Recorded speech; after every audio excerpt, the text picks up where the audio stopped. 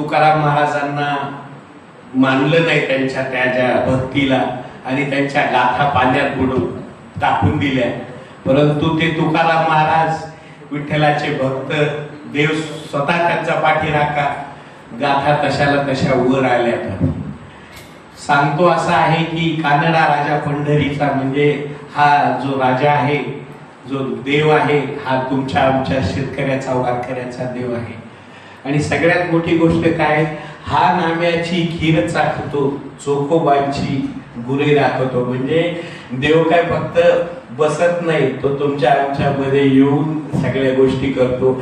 याच्या मागचं एकच तुम्हाला सांगतो विद्यार्थी मित्र मैत्रिणींनो, आणि सगळ्यांनी समजतं की कुठलंही मोठेपण हे समाजाच्या अनुरूप असावं, समाजाला ते प्रेरक असावं आणि समाजाच्या अडचणीला त्यांनी तिथे जाऊन करावं. आणि ह्याचं मूर्तिमंत उदाहरण म्हणजे आमचा राजा, आमचा कानडा राजा पंढरीचा. आपल्या सगळ्या वारकरी संप्रदायाचा, महाराष्ट्रातल्या सगळ्यांचा आराध्य दैवत हे पंढरीनाथ महाराज आहेत. आणि का मी म्हणतो, कारण तुम्ही सीबीएसई पॅटर्नचे मुलं आहात, तुम्ही भारतातल्या विविध प्रांतातल्या सगळ्या गोष्टीचा तुमचा अभ्यास आहे. परंतु माणूस काय करतं, अभ्यासामध्ये गुण घेताना बऱ्याच चांगल्या गोष्टीचे कडे दुर्लक्ष होतं. हे बघा, गुण हे दोन गोष्टी आहेत. गुण म्हणजे मार्क पण आहे आणि गुण म्हणजे तुमच्या क्वालिटीज पण असतात. तर या गुण शब्दाला मागे अव लागलं की अवगुण होतं आणि सद लागलं की सद्गुण होतं. त्याच्यामुळे आपण अवगुणाकडे जायचं का सद्गुणाकडे जायचं, हा फार मोठी गोष्ट आहे. शिक्षणामध्ये बरोबर आहे, शिक्षणामध्ये सिद्धांत मांडले जातात, प्रमेय मांडले जातात, एखादं फॉर्म्युलाज आहे, रसायनशास्त्र आहे, भौतिकशास्त्र आहे, मानवी शास्त्र आहे, म्हणजे बॉटनी आहे, बायोलॉजी आहे. हा अभ्यास कशासाठी करायचा, कारण आपण या ज्या जगात जगतो तिथे होणारी भौतिक किंवा जैविक ह्या दोन्ही गोष्टीचा तुम्हाला माहिती पाहिजे, त्याच्यासाठी हे ज्ञान आहे. परंतु ज्ञानार्जन करताना आपलं मन, आपलं चित्त, आपली म्हणजे फोकस करण्याची कॅपॅसिटी, मी एकच तुम्हाला सांगतो विद्यार्थी मित्रांनो, 45 तासाचा मिनिट असतो. 45 तासामध्ये तुम्ही डोळ्यामध्ये, कानामध्ये प्राण आणून जर तुम्ही त्याची शिक्षकांनी शिकवलेलं जर तुम्ही आत्मसात केलं तर तुम्हाला कोणतीही जगातली गोष्ट असाध्य नाही, हे मान्य आहे. ही सगळी गोष्टी मान्य आहे. 12th फेल पिक्चर कोणी कोणी बघितलाय? येस, त्या साहेबांना मी स्वतः भेटलेलो ज्यांच्यावर तो पिक्चर आहे, शर्मा सरांना. तुम्हाला सांगू का विद्यार्थी मित्र हो, मी जेव्हा कायद्याची पुण्याला शिक्षण घेत होतो, मी रात्री 10 वाजता अभ्यासाला बसायचो, म्हणजे दिवसभर हे करून सकाळी 6, 6:30, 7 वाजता पर्यंत मी सकाळी अभ्यास करायचो. पूर्ण रात्र मी अभ्यास करायचो. मी माझा कायद्याचा अभ्यास हा कुठल्याही 21 सिरीज मध्ये किंवा कुठल्या तरी छोट्या छोट्या पुस्तकातून नाही, तर आमच्याकडे रतनलाल नेहरलँड असतील, अवतार सिंग असतील किंवा हे बाकीचे जे पुस्तक आहेत जे की आमच्यामध्ये प्रमाण मांडल्या जातात, त्यांच्या पुस्तकातून अभ्यास केला. कारण काय व्हायचं, माझे वडील शिक्षक असल्यामुळे त्यांनी मला पहिलेच सांगितले होते, in life there is no shortcut. If you take a shortcut for some distance you will be happy whatever you getting, but onward it is difficult to get something is there. Therefore there is no shortcut. त्याच्यामुळे कोणतेही short questions नाहीत, काही नाही. आणि तुम्हाला सांगतो, पेपरच्या वर जे रद्दीचे कागद यायचे पांढरे, त्याच्यावर आम्ही लिहायचो. कारण काय पैसे, फार मोजके पैसे घरून पाठवले जायचे. त्याच्यामध्ये जाधव साहेब सकाळचा नाश्ता, दुपारचं जेवण, बाकीच्या काय गोष्टी. वडील शिक्षक होते, माध्यमिक शिक्षक. त्या काळात काही फारसा पगार नव्हता. मुलगा आपला शिक्षण घेतोय, आणि आपले वडील आपल्याला शिकवतात ह्याची खूप जाणीव आहे मला. मी आता ज्या माझ्या भगिनीचा सत्कार केला, जी आमच्या गोंदियाला डॉक्टर होणार आहे, काही दिवसांनी ती समाज सेवा करेल, काय सांगता येते. मी एखाद्या ठिकाणी असेल आणि तिथे तिची ड्युटी असेल, ती मला तपासेल. कारण माझी बदली ती इकडे तिकडे होत राहती, डॉक्टरांची पण बदली होती. त्याच्यामुळे त्यांच्या आईला आणि वडिलांना मी आईला ह्याच्यासाठी बोलवलं की त्या माऊलींनी त्या मुलीसाठी एकतर पोटात वाढवलं, जन्म दिला, ते तर ऋण कधीच फिटू शकणार नाही आपलं, पण त्यानंतर संस्कार म्हणा, सेवा म्हणा, एका मुलीची जपणूक ही आई जितकं चांगलं करते तितकं कोणीही करू शकत नाही. आईचं ऋण हे जगामध्ये न फिटणारं ऋण आहे. तुमचं स्विस बँकेचं फिटेल, बँक ऑफ बडोदाचं फिटेल, इंडियाचं फिटेल, वर्ल्ड बँकेचं फिटेल, पण आईचं ऋण हे कधीही फिटत नाही. तुम्हाला सांगतो, आमचे संतोषरावचं आमचं कशानं काय माहिती ऋणानुबंध कसे काय जमले. एका कार्यक्रमात भेट झाली आणि त्यांनी माझ्या विचारांचा आणि एक मागोवा घेतला आणि त्यांनी हे गोष्ट सुरू केली. मला पण आवड आहे. मी पण न्यायाधीश असलो तरी वेगवेगळ्या ठिकाणी शाळेत जातो, मोठमोठ्या ठिकाणी जाऊन लोकांना आणि विद्यार्थ्यांना मार्गदर्शन ह्याच्यासाठी करायचं असतं की त्यांनी जो रस्ता घेतलेला आहे त्या रस्त्यामध्ये अडचणी आहेत. प्रत्येक गोष्ट तुम्हालाच करायची, परंतु तो रस्ता किती चांगला आहे, पुढे जाऊन तुम्हाला किती चांगली गोष्ट आहे. अहो, मी आता या शाळेत आल्या आल्या इतकं मला प्रसन्न वाटलं की बिल्डिंग आहे, सुंदर सगळ्या गोष्टी आहेत. मी प्रिन्सिपल सरांच्या चेंबरमध्ये गेलो, आमचे जाधव सर होते, सगळ्या गोष्टीची माहिती घेतली. सगळ्यात मोठी गोष्ट म्हणजे तुमच्या सुरक्षिततेविषयी मी सगळ्यात पहिल्यांदा त्यांच्याशी गोष्टी केल्या. कशासाठी? सुरक्षितता म्हणजे काय असते की स्वतःचीच नाही, इतरांची पण सुरक्षितता असते आणि शाळेची असणं, प्रत्येक गोष्टीची सुरक्षितता तुम्ही करा. देश हा त्याच्यातूनच मोठा होत असतो. आपल्याला काय वाटतंय? आणि सगळ्यात मोठी गोष्ट म्हणजे तुम्ही 8वी ते 10वीचे विद्यार्थी असतात, त्याच्यामुळं प्रत्येकाच्या वयाच्या मागे 3 शब्द आहे तुमच्या. 13, 14, 15, 16, 17, 18, 19. आणि ज्या वयाला 3 हा शब्द लागलाय ते वय अतिशय वेगळं असतं. त्या वयामध्ये जी माणसाची जपणूक होती, जी वागणूक किंवा जे गोष्ट होते ना, ते सगळ्यात मोठं असतं. आता तुम्ही म्हणताल सर तुम्ही आता तुम्हाला माहिती दिलाच आहे तर तुम्ही बोलायला काय लागतं, आपण काय आहे. तर तुम्हाला सांगतो विद्यार्थी मित्र, मी जरी चीफ ज्युडिशियल मॅजिस्ट्रेट असलो तरी मी चंद्रपूरला एकटाच राहतो.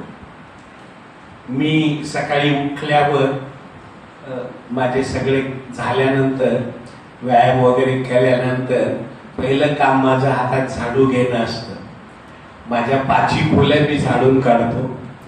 1-2 दिवसाआड मी माझ्याकडे मॉप आहे, त्याने मी माझी फरशी पुसून घेतो. जर रात्रीचे भांडे राहिले असतील तर सकाळी ते भांडे घासून घेतो. चहा स्वतःच्या स्वतः करतो.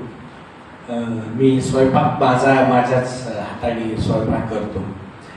आणि काही पदार्थ मी इतके चांगले करतो की मी एकटा खात नाही, तर मी माझ्या ऑफिसर्सच्या घरी डबे पोहोचवतो. आणि आता सुद्धा माझ्या फ्रीजमध्ये 1 किलो चांगलं तूप आहे माझ्या फ्रीजमध्ये. मी ती दुधावरची साय काढून बाजूला ठेवणे, त्याचं चांगलं विरजन हे करणे.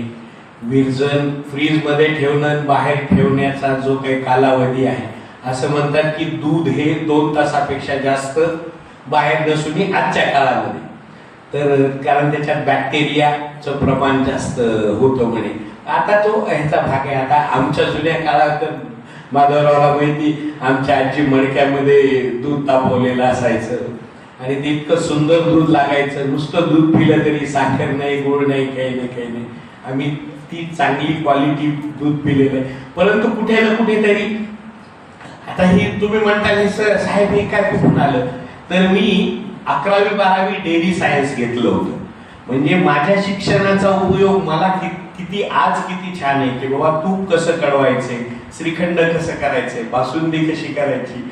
आणि श्रीखंड हे मी नुसतं करत नाही तर तुम्हाला सांगतो जाधव साहेब, माझ्याकडे प्रचंड व्हरायटीचे रासबेरी करतो मी, सगळ्या प्रकारचे केशर करतो, जे दुकानात श्रीखंड भेटणार नाहीत तसे स्वतः श्रीखंड स्वतः तयार करतो आणि इतरांना खाऊ घालतो. सांगण्याचं तात्पर्य काय आहे की जुना काळ होता. मला जे जाधव साहेब ज्या गावातून आले तर माझं तिथून एक 10-15 किलोमीटरवर गाव आहे माझं पट्टीवड गाव. तर माझे वडील सांगतात की छोटस जेव्हा लग्न झालं होतं माझ्या आजीचं त्यावेळेस आमची आजी मजेने सांगायची की गाडवं फिरत होते आमच्या घरापाशी. म्हणजे सगळं हे नव्हतं. मग आजीनी मेहनत करून आजोबांनी आजीनी मिळून आम्ही ब्राह्मण असल्यामुळे आमच्याकडे एक वाकडी नावाचं गाव होतं. त्यांचं आमचं भटपण होतं आमचं तिथे. म्हणजे सकाळी जाणं तिथे काय देवाची पूजा वगैरे करणं, शिदाकर घेऊन येणं आणि घोडा होता आमच्याकडे. मग सकाळी 4 वाजता आमची आजी उठायची, दळण दळायची, मुलं होते मुलांची तयारी करायची. त्यावेळेस काही गिरण्या वगैरे नव्हतं. जे दळण दळले त्याच्यातूनच भाकरी म्हणा पोळी म्हणा करायची मुलांना. माझ्या आजीने एकच केलं, सीताबाई कुलकर्णी, सीताबाई शंकर कुलकर्णी माझ्या आजीचं नाव आहे. 104 वर्ष वयाची असताना ती वारली. तुम्हाला एक किस्सा सांगतो. वय वर्ष 93 होतं आजीचं. त्यावेळेस आजीने मला करून खाऊ घातलं आणि आजीच्या 99व्या वर्षी मी आजीला करून खाऊ घातलं होतं. म्हणजे आणि सवळी होती ती, तिच्या डोक्याला केस नव्हते, सगळं स्वच्छ पातळ धुणं, तिच्या सगळ्या गोष्टी करणं.